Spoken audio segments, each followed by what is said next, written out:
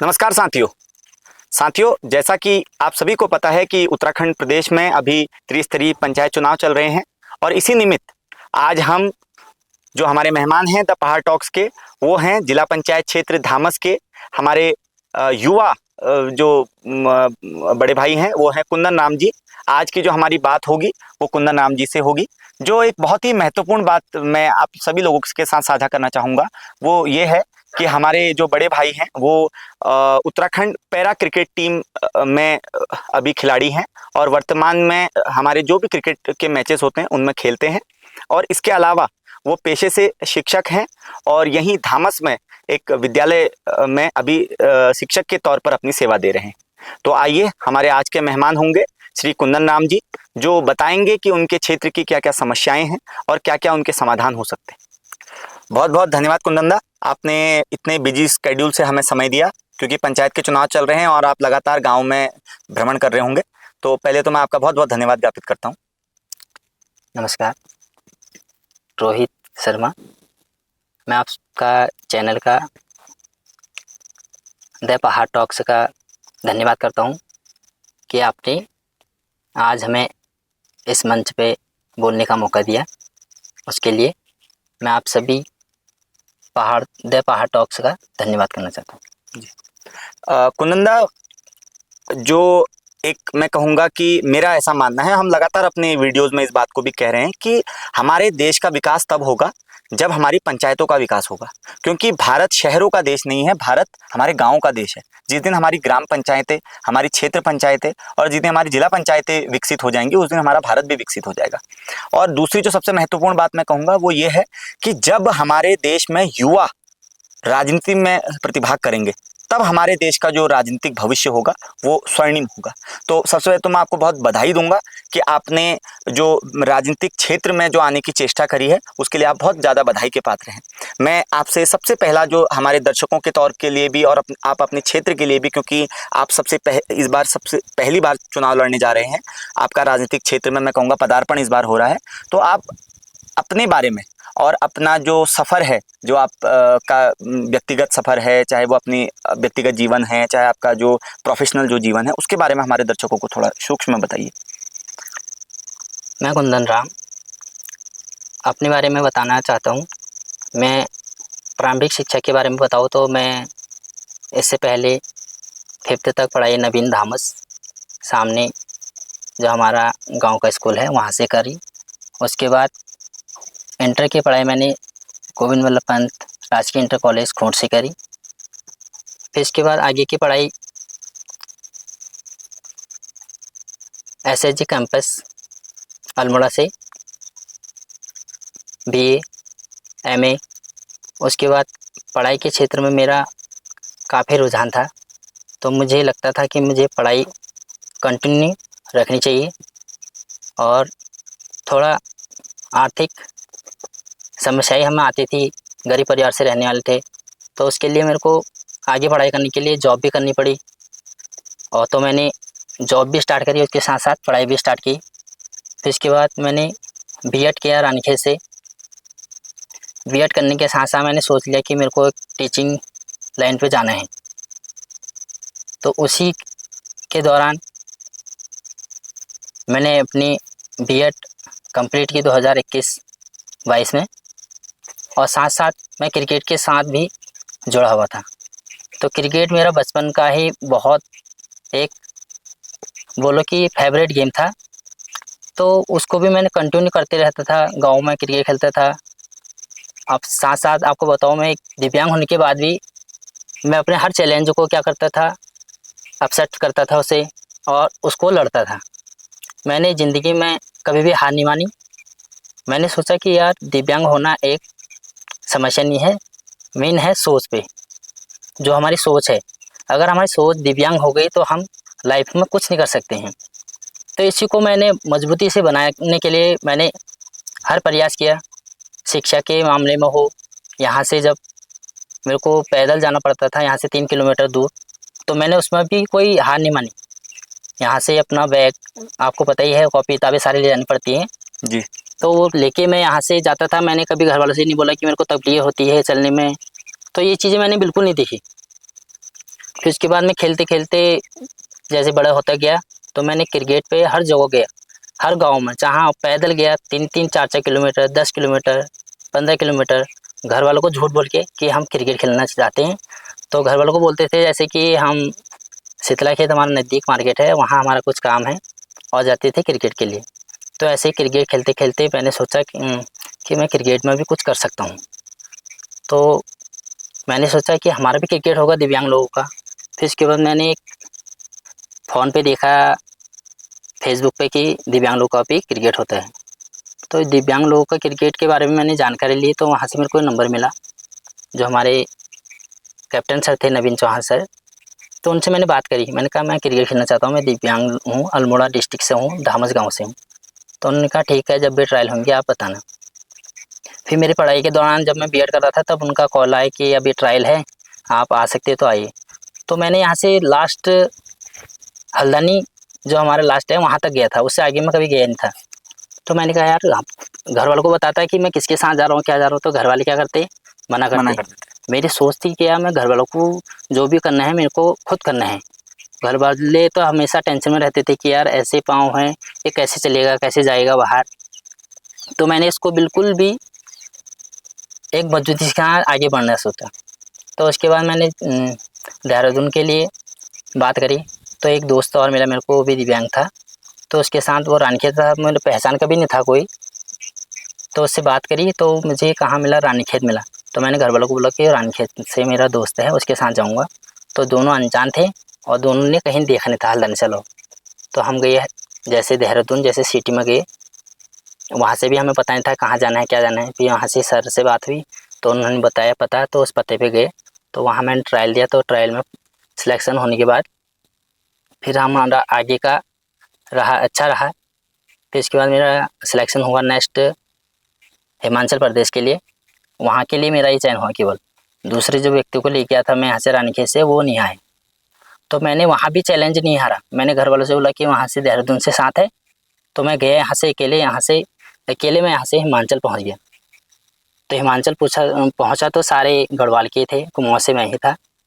तो सारे लोग बोलने लगे कि यार वाह कुंदन, तू यहाँ पहुँच गया, सबसे बड़ी बात तो ये है 24-48 घंटे का सफ़र किया मैंने। जी बिल्कुल। तो सफ़र किया तो खुश हो गए, वो कह रहे यार तेरे पास जुनून है, तू करेगा कुछ। फिर यहाँ से मेरा क्रिकेट स्टार्ट हुआ। फिर उसके बाद हम अलग अलग जगहों गए, क्रिकेट के साथ साथ मेरा पढ़ाई भी चलती रहती थी। तो बीएड करने के बाद फिर मैंने, जैसे मेरा बीएड कंप्लीट हुआ तो फिर मैं घर आ गया।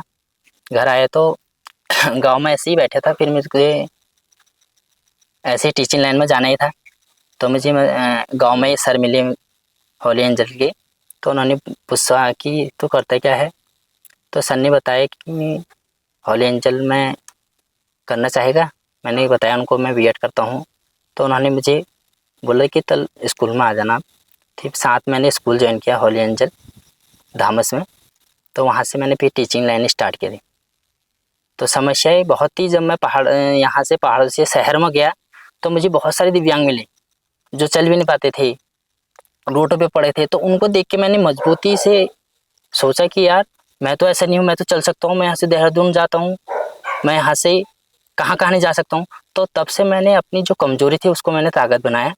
तो आज मेरा सफ़र जो भी है बहुत अच्छा रहा। जी भाई साहब, हमें हम सभी को बहुत प्रेरणा मिलती है जब हम आप जैसे युवाओं को देखते हैं जिन्होंने, आपने बहुत बहुत मजबूत और बहुत स्पष्ट एक बात कही कि मैंने अपनी कमजोरी को अपनी ताकत बनाया। ये हम सभी को, जो भी हम लोग हैं, क्योंकि हम सभी की कोई ना कोई कमजोरी है।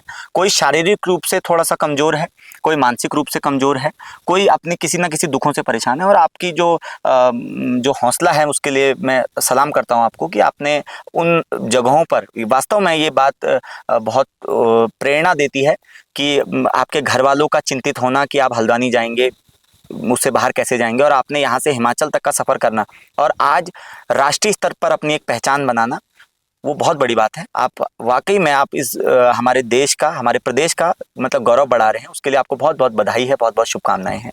तो दादा, क्योंकि आप इस बार जो सबसे, मैं कहूँगा आपके लिए भी नया है, वो है चुनाव लड़ना। क्योंकि एक शिक्षक के तौर पर, एक खिलाड़ी के तौर पर जीवन बहुत अलग होता है, लेकिन एक राजनेता के तौर पर, एक राजनीतिक के तौर पर जीवन बहुत मेरी समझ में बहुत अलग होता है। तो आपने, क्योंकि शिक्षक हैं आप जैसा कि आपने बताया, तो आपने सबसे पहले ये मन कैसे बनाया कि मुझे राजनीति में आना चाहिए? देखो, जब मैं बताया आपको पूरा बताया जब, तो मैंने सोचा है कि पहले तो मेरी शिक्षा बहुत कि मैं टीचिंग लाइन में जो गया था, उससे मेरे को था कि मैं लोगों को कुछ ना कुछ करूं। तो राजनीति में आने का भी यही था कि मैं लोगों के लिए जो समस्याएं हैं, इनके लिए मैं लड़ूं, दिव्यांग लोगों के लिए लड़ूं, अपने क्षेत्र के लिए लड़ूं, जो समस्याएं होती हैं उनकी एक आवाज़ बनूं। क्योंकि दिव्यांग लोग जो हो जाते हैं वो हमेशा हार जाते हैं। तो मैंने कहा ऐसा नहीं होगा, हम अगर भारत में रहते हैं तो हम स्वतंत्र नागरिक हैं, हम लड़ सकते हैं हर चीज़ के लिए, अगर हमें अधिकार है तो हम लड़ सकते हैं। तो मैंने सोचा कि अपने क्षेत्र के लिए मैं एक आवाज़ बन के जी, सामने आऊँ। मैं आपको बहुत बहुत बधाई भी दूंगा, क्योंकि आपने जो राजनीतिक सफ़र शुरू किया है अपना, मैं चाहता हूं कि आप इसमें बहुत कामयाब हों।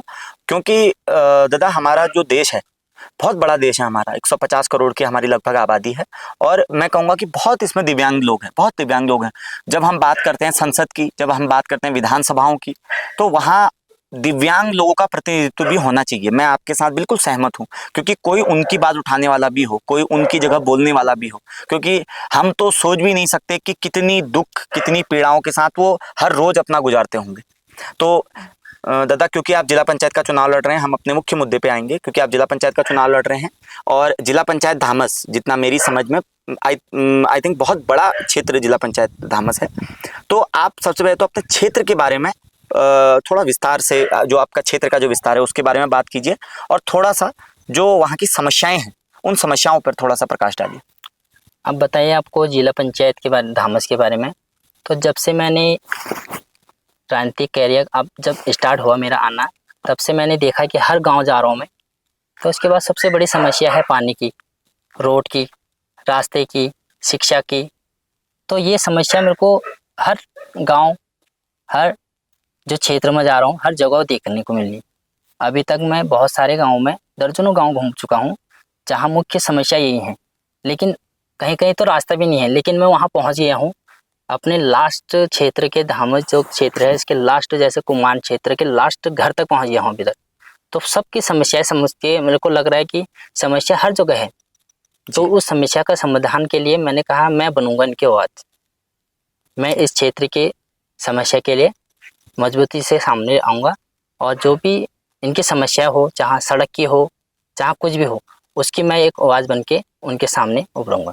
तो कुनंदा, सड़कों का, या जो आपने जो भी समस्याएं आपने बताई, उन समस्याओं का जो समाधान है, क्योंकि जब एक बार आप निर्वाचित हो जाते हैं तो जनता की आपसे उम्मीदें होती हैं, और आप 5 साल के लिए उन उम्मीदों पे आपको खरा भी उतरना होता है, और यही हमारी लोकतंत्र की खूबसूरती भी है।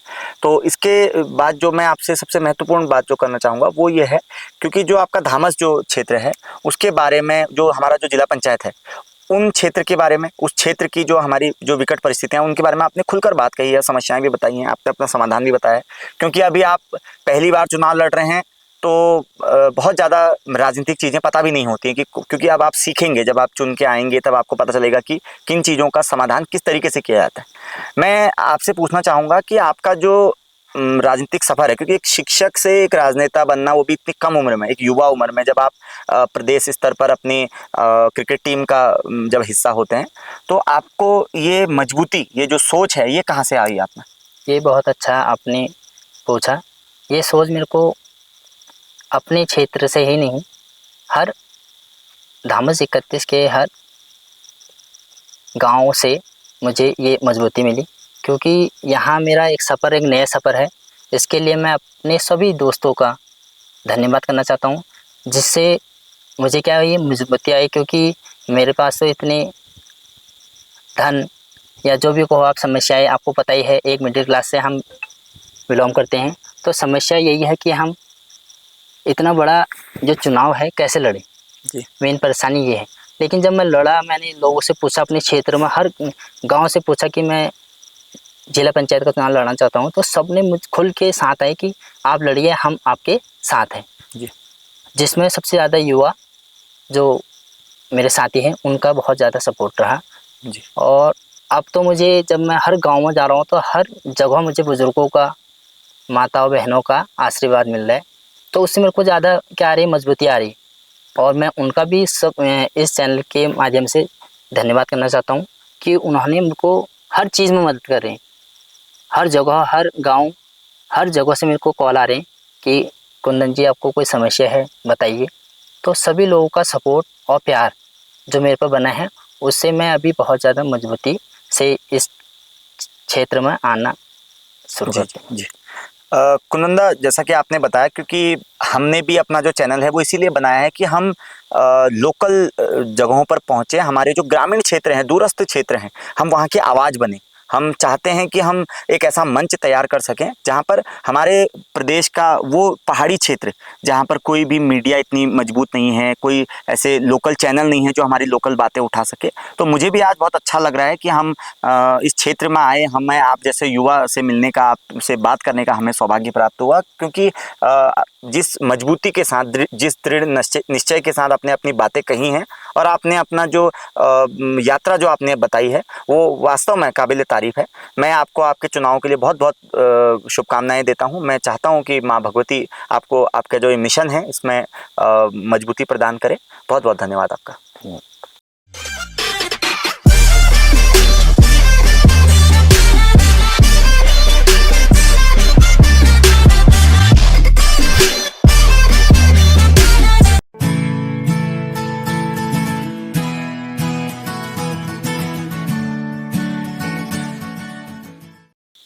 मैं रोहित शर्मा जी के टीम का धन्यवाद करना चाहता हूं और सभी द पहाड़ टॉक्स के दर्शकों से अनुरोध करता हूं कि इस चैनल को लाइक करें, सब्सक्राइब करें।